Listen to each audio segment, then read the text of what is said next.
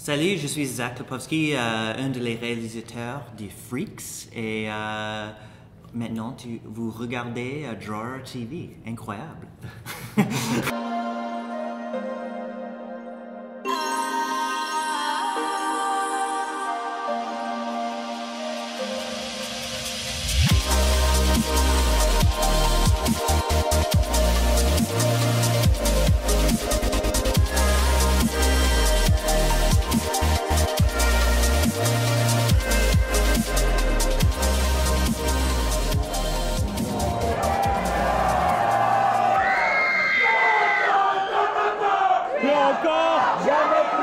Bonjour, c'est Drawer et je suis actuellement au festival du film international de Bruxelles, du film fantastique évidemment, et je suis avec mes deux compagnons de fortune, David et Adrien. Salut. Ça va les gars? Et toi? Bah écoute, parfait, il fait super beau, le clocher sonne, les gens se baladent dans le parc, on est bien. Voilà, et donc aujourd'hui nous allons vous parler d'un film en compétition qui s'appelle Freaks,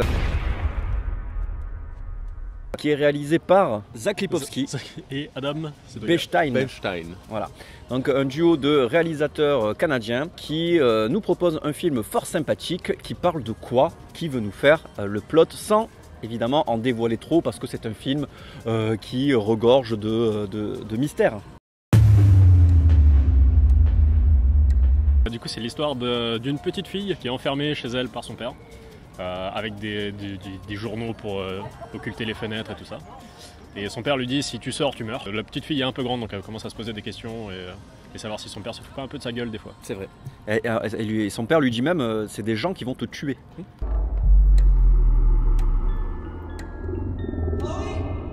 Les gens vont te tuer. Elle est carrément séquestrée quoi la fille. C'est ça. Alors du coup, nous en tant que spectateurs, on se pose plein de questions. C'est un film où on se dit putain mais qu'est-ce qui lui arrive à cette fille? Pourquoi il l'enferme? Qui sont ces gens qui veulent la tuer? Pourquoi veulent-ils la tuer? Qui est cette personne? Qui est son père? Pourquoi ils veulent se faire passer pour des gens normaux? What are you doing? Someone could have seen you. You know the punishment for breaking the rules. Parce que dès le début ils disent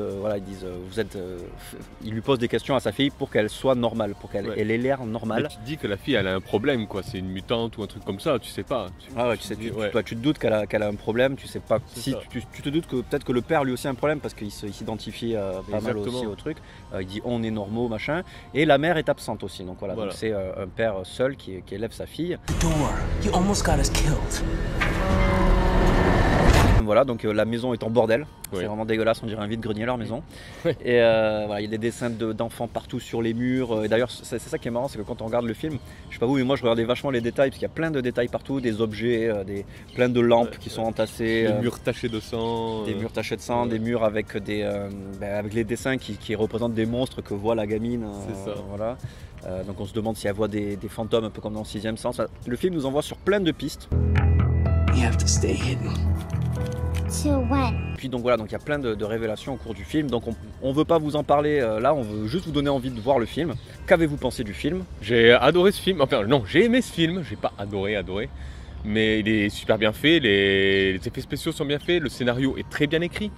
La mise en scène est très bien faite aussi. Et il y a aussi ce fameux acteur, comment il s'appelle déjà? Emile Hirsch, celui qui joue dans Into the Wild, qui joue très bien. La fille, elle joue super bien. Et le vieux, son nom c'est Bruce Dern. Bruce Dern aussi, qui joue à merveille. This is not a game. Did you go outside? No. Donc allez le voir, honnêtement, ça vaut le coup. Ça me rappelle un peu le film Eden. Je sais pas si vous l'avez vu. Mais c'est un peu pareil quoi, c'est un peu la même chose. Ah, Eden, c'est ceux qui sont enfermés dans le bunker là, non? Voilà, ceux qui sont enfermés dans le bunker et tu sais pas ce qui se passe dehors, c'est un peu pareil. Merci. Adrien? Très bon film, pour moi c'est un top 2. On a fait le pitch, on va pas en dévoiler trop. Et on a vraiment un très bon moment, la salle, le bif est assez cruel des fois sur les films et il crie on s'emmerde et tout pendant le film. Et là, le réalisateur était là, il avait l'air sympa et tout. J'avais un petit peu peur pour lui et finalement la salle applaudissait de bon cœur et tout, donc vraiment c'était... Bon film. Moi pareil, moi c'est vraiment le film que j'ai mis numéro 1. J'ai vraiment adoré ce film, donc parce que voilà, moi je suis vraiment quelqu'un, comme je vous disais, qui se laisse embarquer facilement dans les histoires. Wanna know what's in an ice cream truck? Frozen kid bodies. et qui se pose pas de questions, quoi. Tu vois, je me dis pas comment ça va se passer à la fin et tout.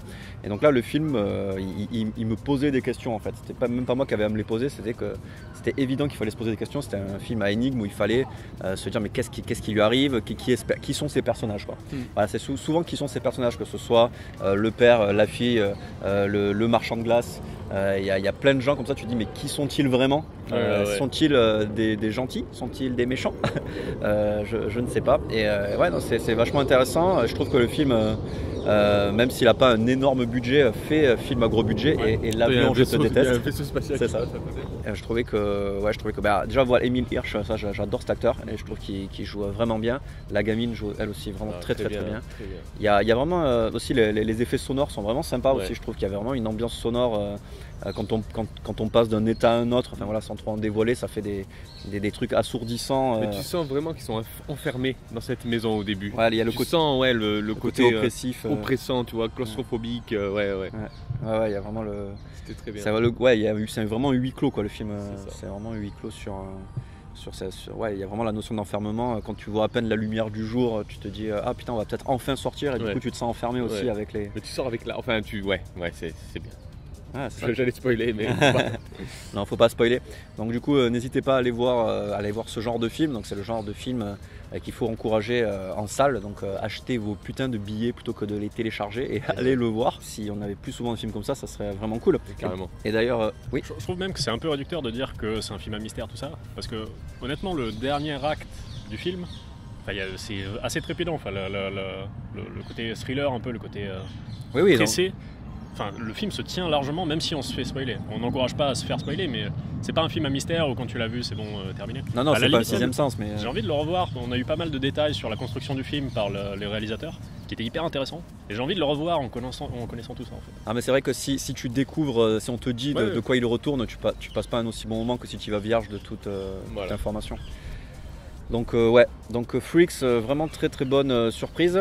Le top 1 du festival. Alors pas pour tout le monde, mais parce qu'on a vu quand même des films pas mal aussi, mais toi c'est ton top 1, moi aussi. Toi, solide top 2, il y a top pas 2, le 3 et le derrière. Regardez Freaks, vraiment. D'ailleurs, on a eu la chance d'avoir le réalisateur Zach Lipovsky en interview. On vous met l'interview juste derrière notre review. J'espère que ça vous plaira. Vous avez autre chose à rajouter, les gars? Cuillère. Voilà, l'improvisation chez Adrien, ça c'est toujours un problème. Bonjour. Voilà, donc j'espère que cette vidéo vous aura plu. N'hésitez pas à laisser dans les commentaires, je sais pas, votre envie sur ce film, si ce film vous hype, si même vous l'avez vu, qu'est-ce que vous en avez pensé. Enfin voilà, donc toujours dans les commentaires, c'est super sympa, on y répond. Bisous. Je suis avec Zach Lipovsky. Bonjour. Bonjour Zach. Alors Zach, déjà merci de nous recevoir pour une interview, c'est cool. Donc, first question, in English or in French? Les deux. Mon français n'est pas très bien, mais my English is better, I don't know.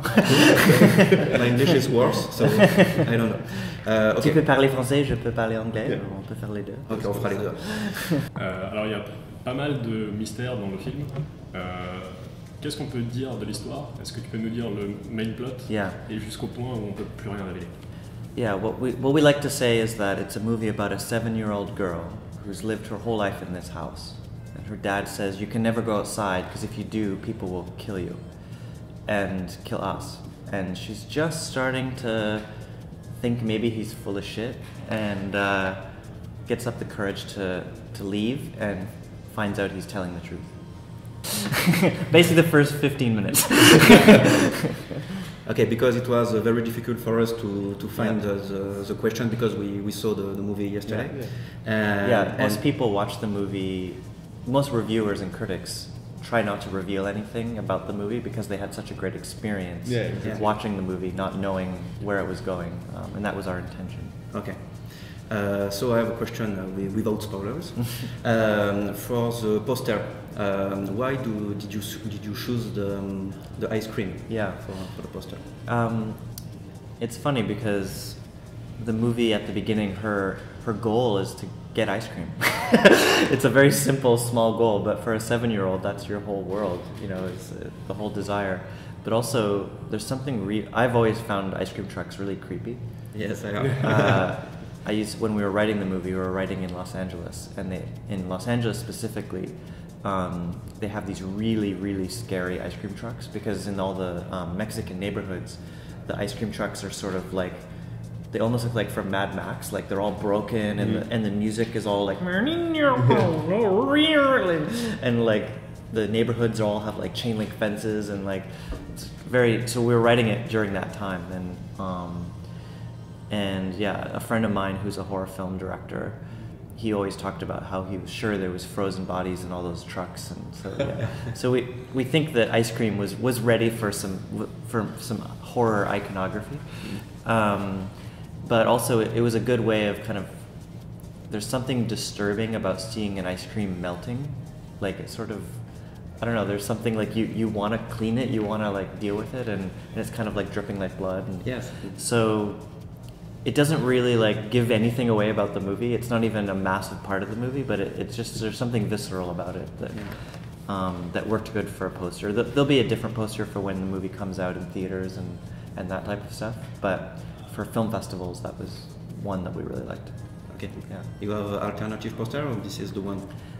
So this is the alternative poster, and then there'll be something with, you know, the actors' faces and stuff. Okay. You know, once it's the DVD. Yeah. Yeah. That one of the funny things when you're making a movie is because we hadn't sold the movie when we made it, so we made it totally independently. And we had the world premiere at the Toronto Film Festival, and you need a poster, but people tell you that they don't do a poster that looks like the final poster, because someone wants to buy your movie and they're going to want to do the final poster. So you need a poster that no one will think is the real poster, but is still a very cool poster. So usually it means not having any faces, because most movie posters, when they're in the theater, have the faces, because that's who people go for. So you have to think of that's why a lot of festival posters don't have faces in them. And what do you prefer, with faces, without faces? I love it without. Yeah, I mean, I love. We love posters that have very graphical kind of, almost, you know, Alimas or kind of look to them. So yeah. So where come from the idea to do this kind of movie? Mm-hmm. Yeah, it came from sort of two ideas that came together. The first one was that my co-director and co-writer, Adam, he had a son that was 5 years old at the time, and seeing his son grow up and his perception of the world was very different than normal, like than a normal, like for us. Like, he believed in monsters and dragons and thought that was cool, but like car alarms and like weird noises like terrified him. And just like, we thought seeing the world through the perspective of a child in a genre movie would be really unique. And so we even shot the movie like from his height, or it ended up being a girl once we wrote the movie, but every angle is from the height of a child, and there's a lot of POV shots and stuff. And then the other part that we were inspired by was a podcast called This American Life, and they did one on well, it's hard to not give it away, to give the movie away, but they did one asking, you know, what would people do if they had superpowers? And most people said, well, if I could fly, I'd fly to Paris, and if I could go invisible, I'd spy on my ex-wife, and, you know, like, basically use them for themselves. He's like, at the end of the podcast, they said the one thing nobody said was fight crime, or save people, or get dressed up, or, you know, all the things we think of when people have powers. So we were inspired by that idea that if people ever did get any powers, they would just use them for themselves and just try and get ahead by themselves, and then probably society would not think that's very cool. Yeah, sure. Yeah. You said it, the movie was co-written and co-directed. Mm-hmm. You both have a solo career before that. Yes. Yeah. And at this point, I think you made your first duo movie. Yeah. And it seems like a magic key, no? Yeah, we both had we both met each other a long time ago and worked separately, and then we both were struggling with the same sort of struggle of like, how do you? We were lucky that we were working as directors on like TV stuff, but it was never our kind of something we had created, and all the stuff that we had written never got made, usually because it was far too big budget for what we had, or we would start getting it going. Say someone else had a script and we'd try and make it happen, and then it'd start happening, and then they'd fire us and get a bigger director. And so we just said, let's just write something that we can control, that we make no matter what. If we have to make it for $0, we'll make it for $0. Originally we were going to be the actors in it, because we were just going to shoot it in Adam's house with his 5D, with his son. That was like the original idea. Since we wrote it together, it made sense to direct it together. And we'd done smaller things like short films and web series, but never something too big like a movie. And it was just such a rewarding experience, and such a great experience that that's all we're doing now. We just finished a movie together for Disney that was very different, but also very fun, called Impossible, based on the cartoon from 10 years ago. And so yeah, and everything we're doing now is together. So we just find the collaboration leads to such better work. So we were present yesterday in the evening for the Q&A. Yeah. So we wanted to ask the same question. We were sorry, but your answer was very interesting. So for our viewers, for sure. How did you write the movie? Yeah. You know, with the people. So Adam and I we're much better directors than we are writers. But we found this way of writing that allows the script to get much better than we could have done just by ourselves. And basically, we did a lot of research about how Pixar and eventually now most animated movies, like Spider-Verse and stuff, use this basically a method of iteration. And the basic, and it happens in the tech world a lot now too. It used to be that you would make a piece of software, you'd spend all year making it and then put it into the market, and people would go, this sucks. And now you release it every 2 weeks, so that you're constantly changing it based on feedback. And that's basically what we did with the script. So we started very quickly writing a first draft that was very, very, very bad.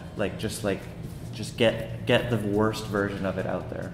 And then we read it in front of an audience, with actors reading all the parts and stuff. And at the time, we thought it was awesome. We thought it was like super brilliant. Like, oh well, in 2 months we just wrote the best script ever made. And everyone was like, I don't understand anything. Like it was so confusing. Like, because we thought we were being subtle, and it just turned out we were being bad.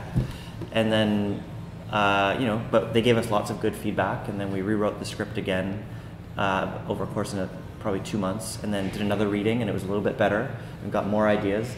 And we continuously did that, and each time the script, gets better, and the things that people are wondering about get smaller and smaller, and you get new ideas, and the themes get better, and everyone. It's very obvious that as long as you go into it with an open mind, of ready to listen to feedback, you still have all the control. And it's way better than just showing your script to one person, because if you show it to one person, their one taste they might say, well, I didn't like this character. Yeah, exactly. So then you change it, and then you show it to one more person, and they say, well, I didn't like this character, and you just. Whereas if you do it with a group, it's more like an audience. Because sometimes you want the audience to argue. Sometimes you want one person to like one person and one person to like someone else, and that was the kind of characters that we had in our script. And then we did that all the way through the process of making the movie. We did many drafts of the script with readings. Then we shot the movie just with our iPhones very quickly, just with 2 actors in a house, shooting a scene every half an hour, just to experience shooting it and editing it, because you learn so much about your movie when you edit it. Then we shot the real movie, and then every weekend when we were editing, I think we ended up doing 20 of these test screenings, and sometimes, because Adam was in LA, we'd do 2 test screenings with 2 audiences at the same time, because it was really interesting to see, because something that happens when you get a group of people is there's a group think, the one person says something and everyone starts going, yeah, and so we showed the movie to 2 different groups, and if they both said the same thing, there's a problem. And some of the problems took weeks and weeks and weeks to fix, because what most people do for movies is they might do a test screening, they might show their movie, but they only do it once, and then they ignore most of what everyone says and get defensive. And they also never test it again, which is like the most important part. Like if everyone says, I didn't understand what the dad was doing in that scene, and then you spend all week trying to make it clear, and then you test it again, and everyone says, I didn't understand, and a whole new group of people says exactly the same thing, you know you haven't fixed it. And there was many things like that we changed in the movie. There's huge parts of the movie that completely got changed around based on those screenings. And changed around, didn't work. Changed it around again, didn't work. And then we even reshot the very last scene of the movie because no matter which way we changed it, it wouldn't solve the problem. But we knew exactly what the audience wanted, we just didn't have it. So we ended up reshooting the 2 close-ups at the end of the movie and changing the lines and and it was much easier because it wasn't us that were geniuses. The audience had told us over and over and over again what they wanted, so then it was much easier to shoot. We just went and shot the lines that the audience said they wanted to hear when we had what we had in there before, which was really bad. So it's, as an artist, it takes a lot of the pressure off in some ways, as long as you're willing to be open and listen to the audience, and then still know what it is you want to do, but understand what it is that the audience is experiencing. So it's very, very doable. Anyone can do it. If you have friends, you know, it's funny, like friends, if you send them a script or you send them a movie, they'll never read it or watch it because it's like such a big time commitment. Mm-hmm. But if you invite them over to listen to the script or watch the movie and you give them pizza and like and there's other people coming, then they think, oh well, this is like a social, and it takes way more of their time, right? Because they have to go there, watch it, talk about it, you know, and it takes way more effort, but people love doing that. And it's so much more helpful, so it's something anyone can do. Okay, it's a very cool way to write. Yeah. Okay, last question. Yeah. Okay, very quick. Do you have? Can you tell me 3 movies that you want us to watch? That are not very known. Sure. Yeah? Well, I can think of 2 movies because I'm Canadian and we made this movie in Canada, and there's 2 other kind of cool sci-fi movies that came out this year from Canada. One is called Clara. And it's kind of a romantic movie, but it's all about sort of the universe and space and aliens, and and that's really cool. And another one called Level 16 that's been doing a lot of film festivals, and it's similar to our movie. You don't really know what's happening for a long time, and it gets bigger and bigger as it goes. But for cool Canadian movies that are out there, Clara and Level 16 are cool genre movies. Okay, nice. And did you shoot the movie in Canada? Yeah. Okay, not in LA? No. Okay, yeah, no, it's funny because we wanted to make the movie for $0 just with what we had. Yeah. And Adam's family has one of the biggest restaurants in LA. And so we wrote a big scene in a restaurant. Yeah. And then we didn't end up shooting in LA, we shot it in Vancouver. And the restaurant ended up being the most expensive location that we had. Way more expensive than the big climax at the end. And so it was like, the only reason it's there is because we had one for free, and then we ended up moving locations, and it was so expensive because you have to shut down a whole restaurant. And, but in Vancouver is where Adam and I have shot a lot of our other TV stuff, so we had lots of people that wanted to give us things for free. We got massive amounts of stuff for free and volunteers and stuff, so it made sense to put it there. That's cool. Yeah. Okay, thank you very much. Thank you. Merci. I hope the audience will enjoy your movie. Yeah, please see Freaks. Like us.